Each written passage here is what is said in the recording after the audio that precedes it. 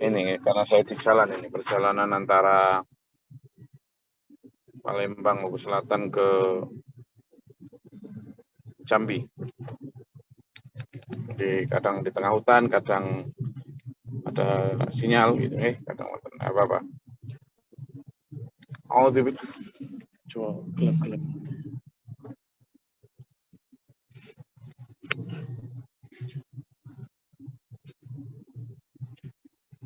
A'udzubillahi minasyaitonirrajim. Bismillahirrahmanirrahim. Kita sampai di ayat 9.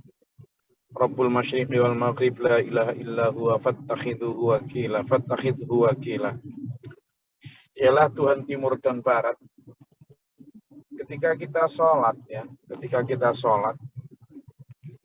itu sebenarnya kayak saya begini misalnya, ini barusan selesai sholat subuh ya. Kami berhenti di sebuah masjid di Kabupaten Lahat, di daerah Kabupaten Lahat, perjalanan tadi. Nah, arah timur dan barat, ya arah timur dan barat itu kan Allah berfirman tuh, A'udzubillahi minasyaitonirrajim. Laisal birra an tuwallu wujuhakum qibalal masyriqi wal maghrib. Bukan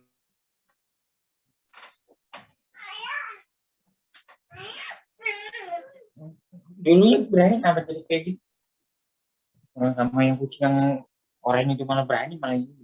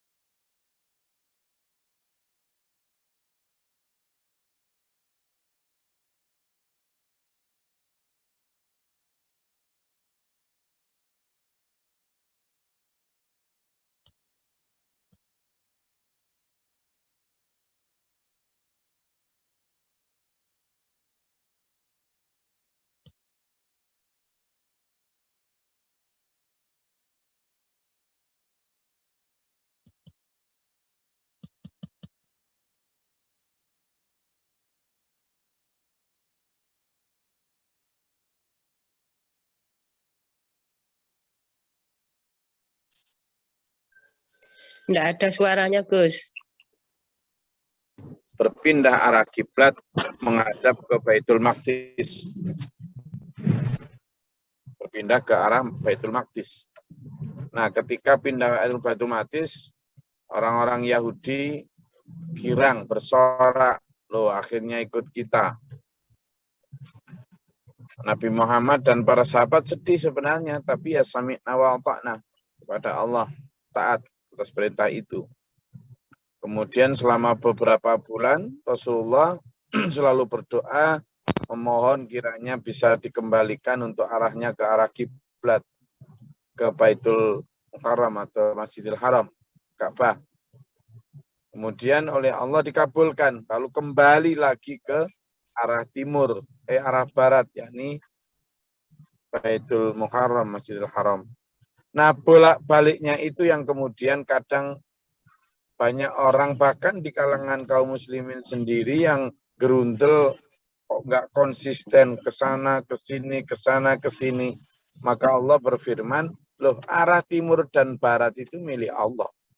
Arah timur dan barat itu milik Allah.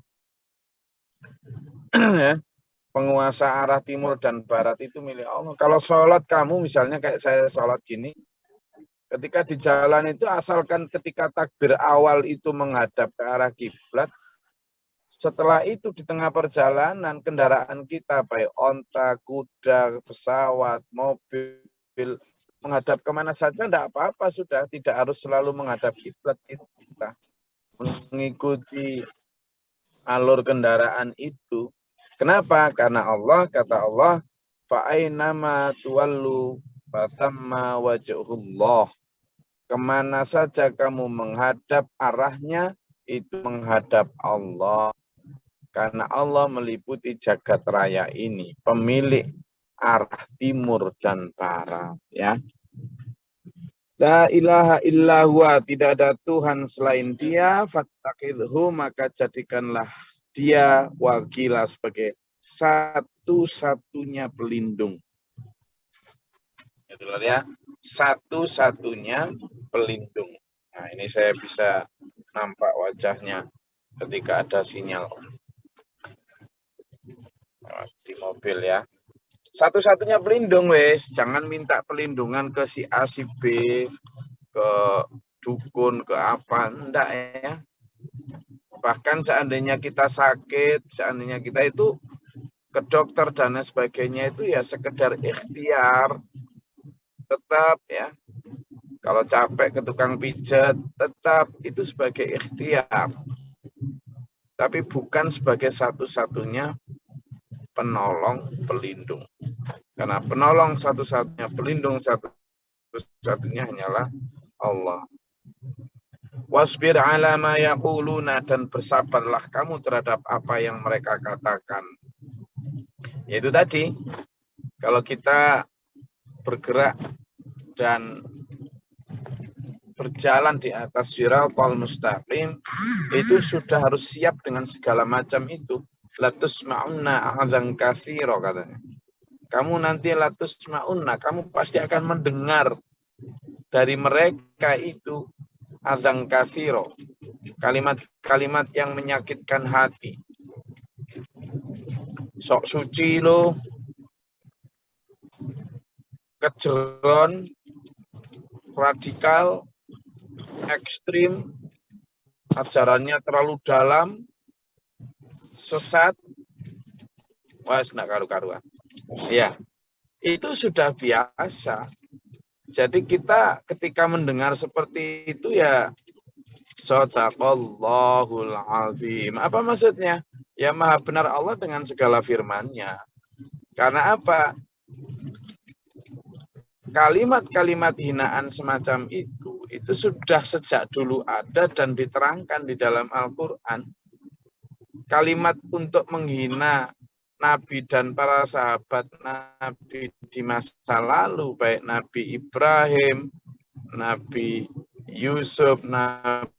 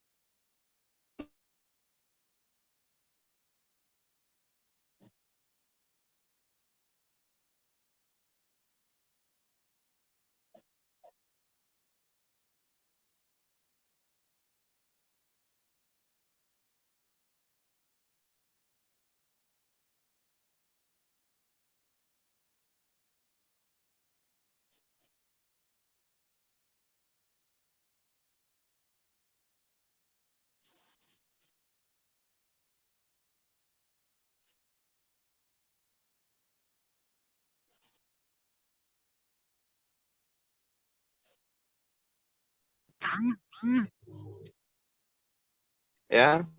Jadi kata Nabi, wahjurhum hajron jamila. Tinggalkanlah mereka dengan cara yang baik. Dengan cara yang baik gimana? Ya sudah, kalau mereka memang tidak mau didakwai, ya sudah. Kamu tidak usah terlalu open sama mereka. Mereka kalau mau ya sudahlah. Kalau tidak mau ya sudah. Maka Nabi Muhammad diperintah gitu. Wasbir ala ma yaqulu, bersabarlah terhadap apa yang mereka katakan. Wahjurhum hajron jamila, dan tinggalkanlah mereka dengan cara yang baik. Dan tidak usah terlalu dipikirkan, Muhammad. Kalau mereka mau diajak ya nggak apa-apa. Kalau tidak mau ya sudah. Wadharni wal mukadzibina ulin na'mati wa mahilhum qalilan.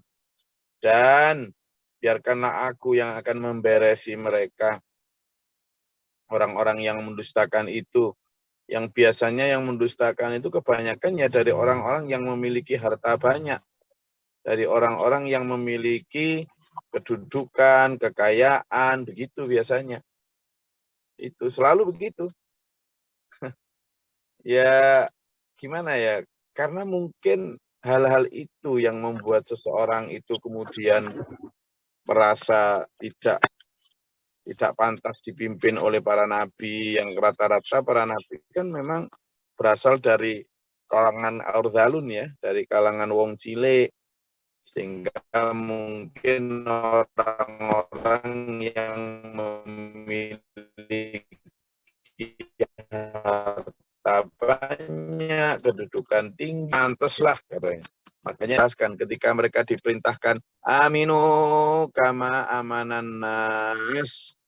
Kamu itu ya beriman, percaya seperti orang-orang yang telah percaya itu. Apa jawab mereka? Anu minu kama amanas sufaha. Apakah kami akan beriman sebagaimana orang-orang yang kurang wawasan, kurang akal itu dalam beriman kepadamu, wahai Muhammad? Lawang mereka beriman sama kamu itu ya karena kurang wawasan, pikniknya kurang jauh. Pendidikannya apa mereka? Kami ini orang berpendidikan kok, ya gitu lah. Jadi itu makanya di sini sebut al-mukadzibina ulin na'mati.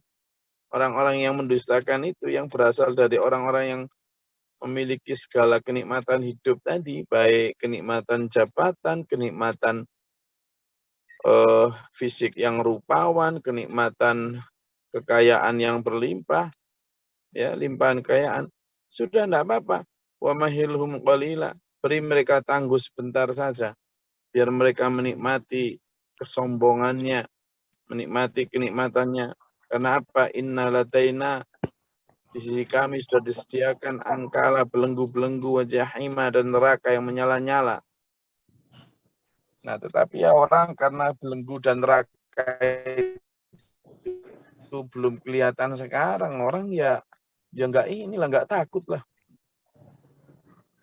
Ditawari surga juga nggak akan kepincut itu. Ini. Maka peran iman di dalam hal yang seperti ini sangat penting dulu ya. Oke, itu silakan kalau ada yang mau ditanyakan atau dinyatakan.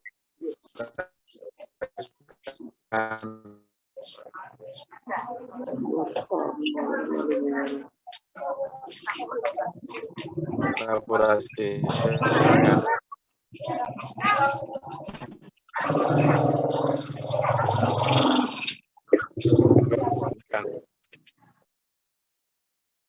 Silakan.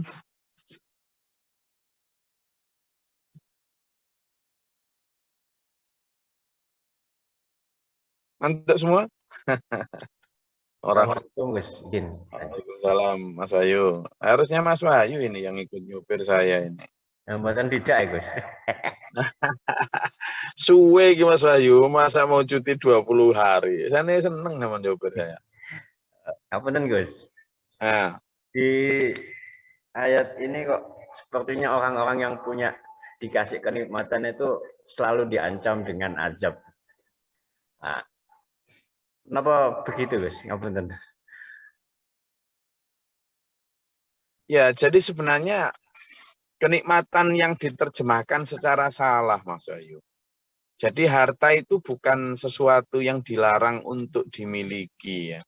Demikian pula jabatan itu bukan sesuatu yang dilarang haram untuk dimiliki. Demikian pula fisik yang rupawan. Tetapi kadang orang salah pertama di dalam mendefinisikan nikmat. Salah gimana? Ya pertama ini nanti ingatkan yang kedua. Pertama salah dalam mendefinisikan nikmat. Dipikir yang namanya nikmat hidup itu adalah menikmati hidup ya kekayaan jabatan itu. Padahal sebenarnya nikmat hidup itu adalah ridho Allah dengan memanfaatkan jabatan dan kekayaan itu untuk pengabdian kepada Allah, perjuangan kepada Allah.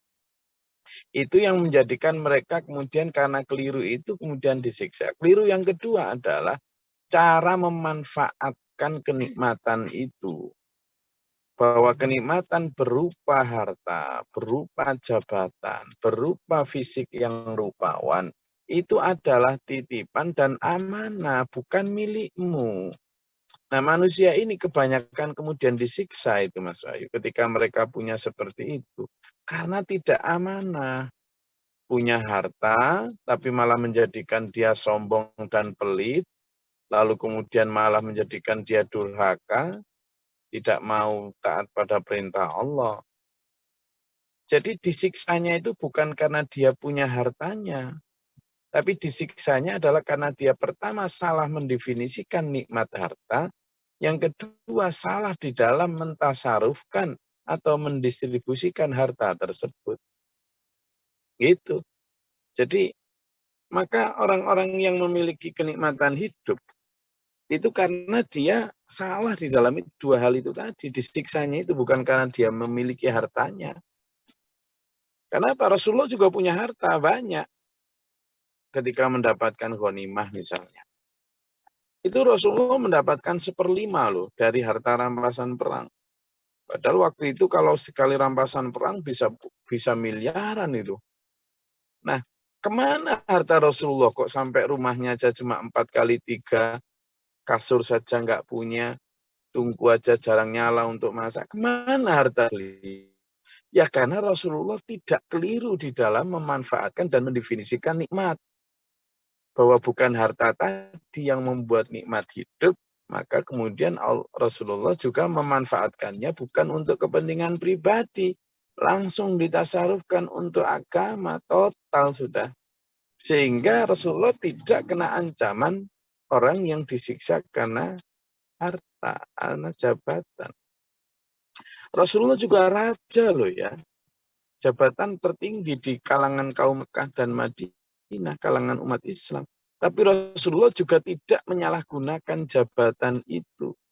Rasulullah tidak minta dipuji-puji, Rasulullah juga tidak minta dikultuskan, Rasulullah juga tidak semena-mena. Nah, kebanyakan orang disiksa karena salah menggunakan jabatannya. Dia mintanya dipuji, disanjung. Ini jabatan bukan hanya jabatan pemerintahan loh ya, tapi jabatan di tengah masyarakat.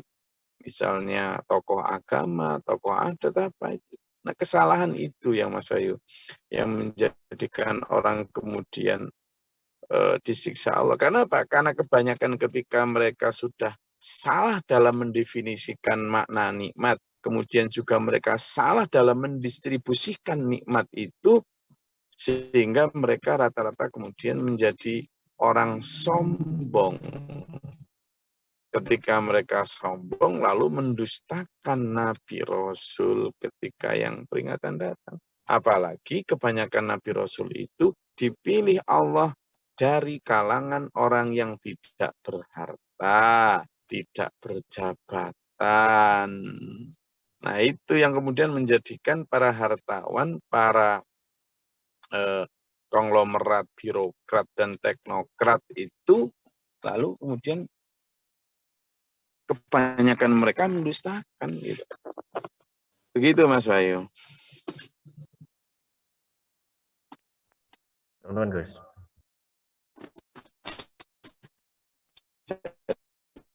Jadi jelas disiksanya itu bukan harta, tapi karena salah di dalam mendefinisikan dan mendistribusikan hartanya itu.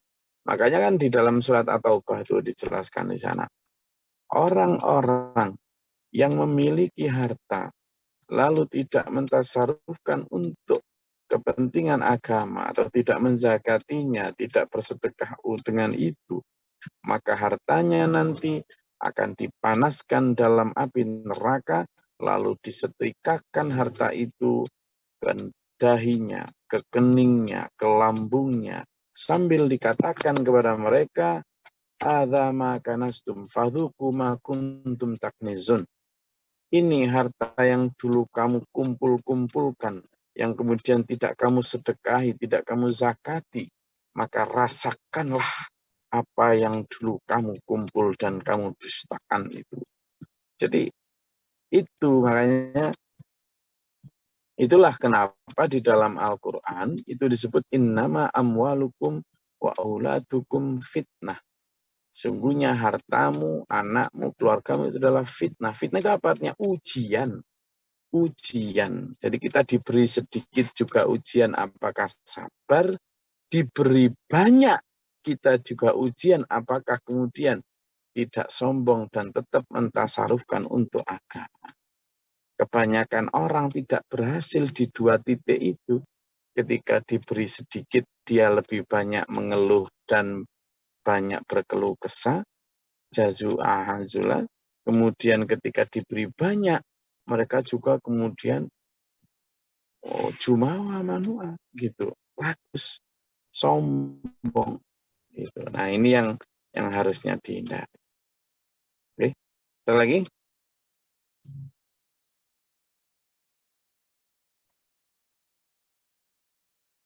Ada pertanyaan?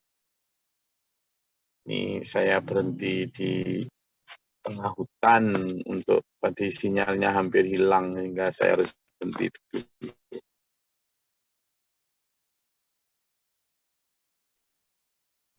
Jelas nggak? Pertanyaan saya akhiri. Ngapunten Gus. Assalamualaikum warahmatullahi wabarakatuh. Jadi gini Gus, kalau tadi ibaratnya bagi orang-orang yang punya. Kalau seandainya gini Gus, bagi orang-orang yang tidak punya, kadang kan berpikiran gini, saya tuh kalau mau ibadah kan harus punya uang. Jadi akhirnya kayak ngejar engkau sih, tak nyari rezeki dulu. Nanti ibadah sesudah dapat rezeki. Kadang itu kan pemikiran bagi orang-orang yang ini Gus, ibaratnya pas kita kekurangan itu Ibu. Nah, itu ibaratnya masalah hukumnya kan sama aja ya Gus ya. Ngapunten Gus, matur nuwun.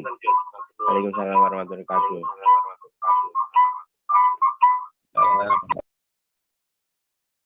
Ibadah harus punya uang. Itu direvisi itu. Kalau hidup itu loh harus punya uang. Itu betul. Iya kan? Bukan harus. Butuh uang. Ya.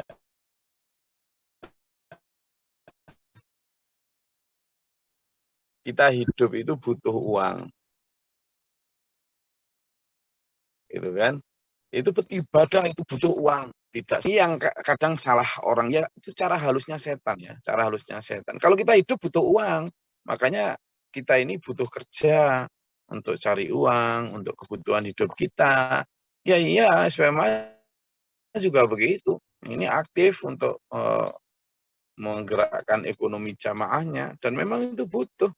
Kita gerakkan terus. Loh kemarin Gus Dharma ini jualan minyak goreng loh.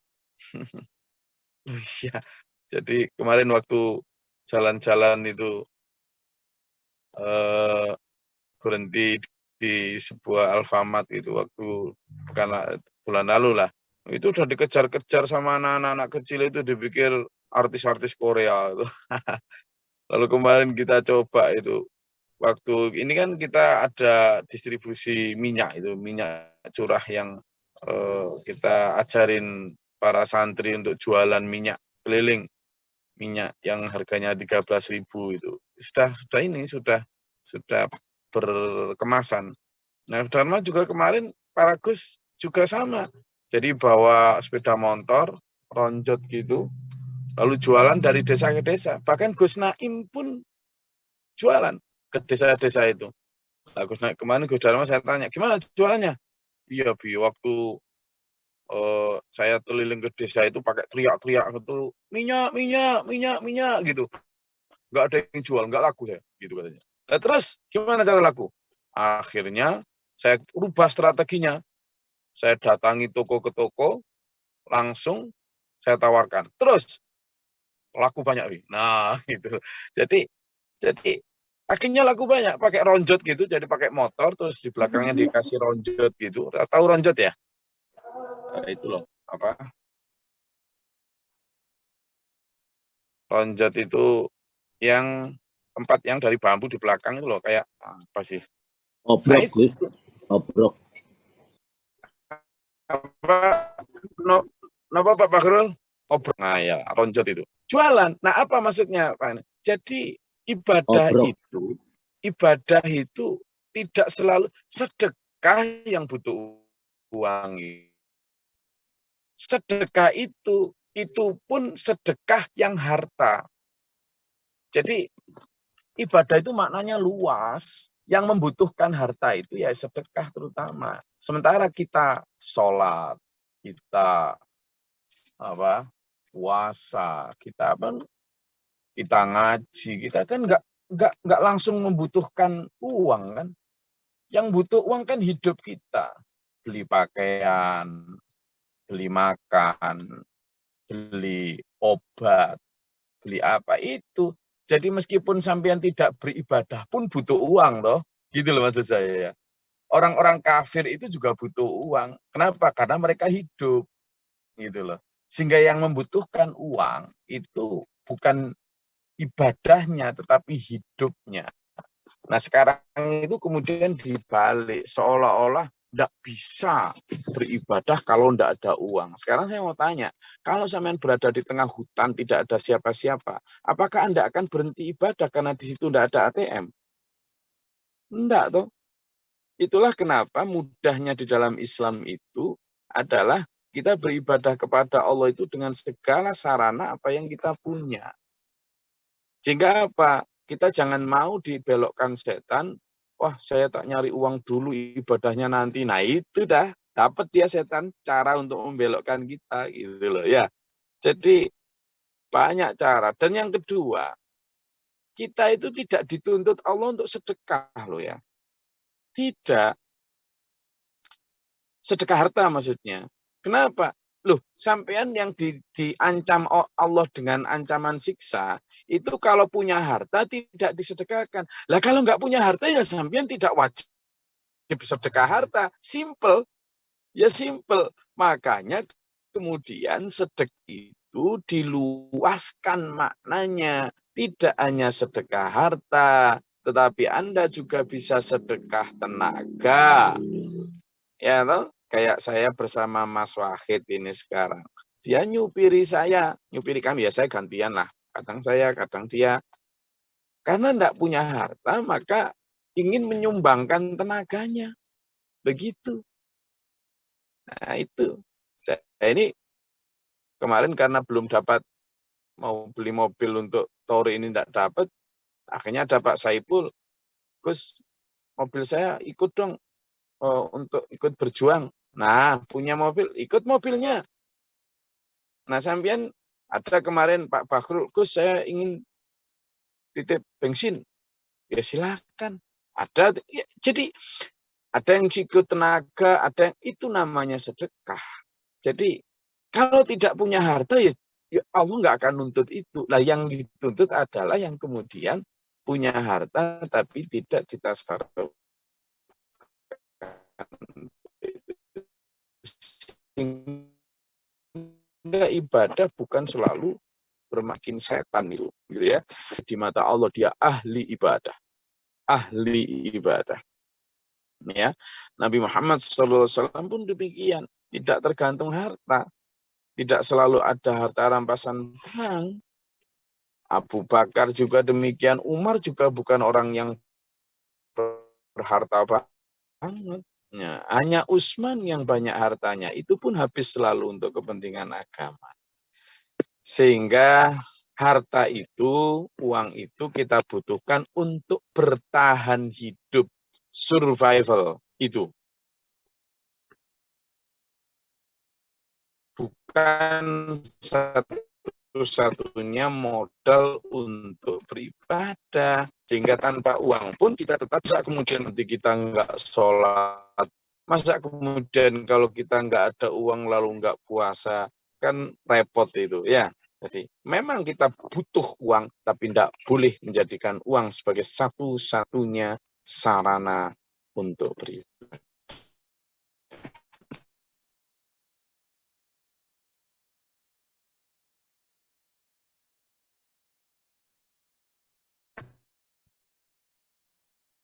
Jelas ya? Oke, sampaikan.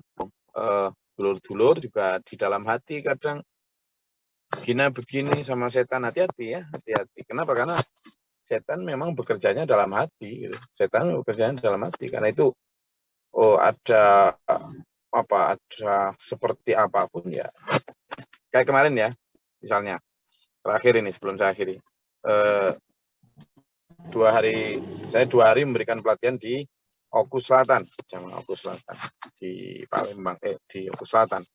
Nah di Oku Selatan itu saya lihat ya karena memang mereka itu kan panen kopi itu setahun sekali ya, panen kopi setahun sekali. Jadi secara ekonomi itu ya kasihan lah. Lauknya itu lauk ini apa? Kalau makan tuh lauk itu loh, pisang gitu loh. Jadi bukan pisangnya, tapi pohon pisangnya itu. Mereka bisa masak pohon pisang jadi enak, nggak tahu. Nanti orang-orang Tabanan dan Denpasar masak bisa itu. Jadi pohon pisang itu dimasak enak banget. Intinya begitu. Lalu di akhir pelatihan pendamping saya ini diamplopi, entah berapa juta gitu. Nah, saya rasa mereka ini sangat pengen menghormat, pengen urun, pengen ikut gitu. Saya bilang, oke, ini saya terima, lalu saya sekarang kembalikan lagi untuk operasional di cabang ini. Entah itu untuk beli alat permainan TK-nya, atau untuk memperbaiki keramik masjid, atau untuk memperbaiki toilet dan tempat wudhu, silahkan. Lah saya melihat di situ keinginan untuk bersedekah itu luar biasa kuat, meskipun mereka sangat dalam tanda kutip seolah memaksakan diri, entah urunan atau apa, karena saya tahu mesti begitu. Maka yang seperti itu yang dilihat oleh Allah itu bukan pada angkanya, tetapi pada usaha optimal mereka untuk mentasarufkan harta yang mereka miliki sesedikit apapun. Sehingga kami seperti itu, hendaklah kita kembalikan lagi untuk kepentingan agama di cabang tersebut.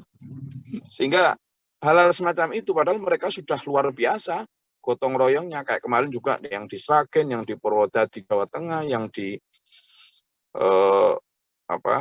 Blora, yang di mana itu ya mereka bergotong royong tenaga, pikiran, dan itu sudah dihitung Allah ibadah, dihitung oleh Allah sedekah meskipun bukan harta ya. Itu jadi banyak cara untuk beribadah, tidak harus selalu dengan harta. Sehingga jangan mau dibelokkan setan seolah-olah tidak bisa beribadah kalau tidak ada harta. Harta itu untuk hidup. Dan untuk hidup kita kalau standarnya Allah dan Rasulnya, insya Allah hidup kita akan tenang, damai, karena bukan standarnya artis-artis di luar sana. Standar kita adalah standar Allah dan Rasulnya. Saya rasa itu, ya. Kalau hidup kita kayak gitu enak, nyaman itu. Kemarin di Oku Selatan juga nyaman, enak. Meskipun bukan orang-orang berada, tapi hatinya tulus. Jadi senyumnya juga lepas tulus. Insya Allah gitu. Oke. Saya rasa itu kajian kita pada pagi hari ini. Semoga Allah merahmati wanita kita. Menuntut kita sehat selalu. Semangat. Komando.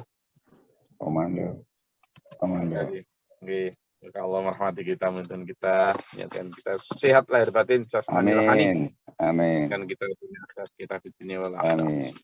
amin. Allahumma shalli wa barik ala sayyidina Muhammad. Allahumma fil lil mu'minina wal muslimin wa Allahumma ahdina fi man hadayta wa afina fi man afayta Amin. wa barik lana fi ma atayta wa qina sharra ma qadayta wa innaka taqdi wa la Amin. astaghfiruka wa atubu ilaika wa sallallahu sayyidina. Amin. Allahumma dafa'na al bala wal waba. Amin. Amin. Rabbana wa la taj'alna fil qawmi dhalimin wa Amin. Amin. ربنا آمنا فاكتبنا مع الشاهدين ربنا لا تزغ قلوبنا بعد إذ هديتنا وهب لنا. Amin. ربنا إننا سمعنا مناديا ينادي للإيمان أن آمنوا بالله ربنا. Amin. اللهم افتح لنا باب السماء باب رحمتك. Amin. Amin. ربنا واجعلنا مسلمين لك ومن ذريتنا أمة مسلمة لك. Amin. ربنا آتنا في الدنيا حسنة وفي الآخرة حسنة وقنا عذاب النار. Amin. Amin. Amin. سبحان ربك رب العزة عما يصفون سلام على المرسلين. Amin. Assalamualaikum warahmatullahi wabarakatuh. Waalaikumsalam warahmatullahi wabarakatuh. Waalaikumsalam warahmatullahi wabarakatuh. Thank you, Gus. Sama Gus. Waj'alhu lana imaman wa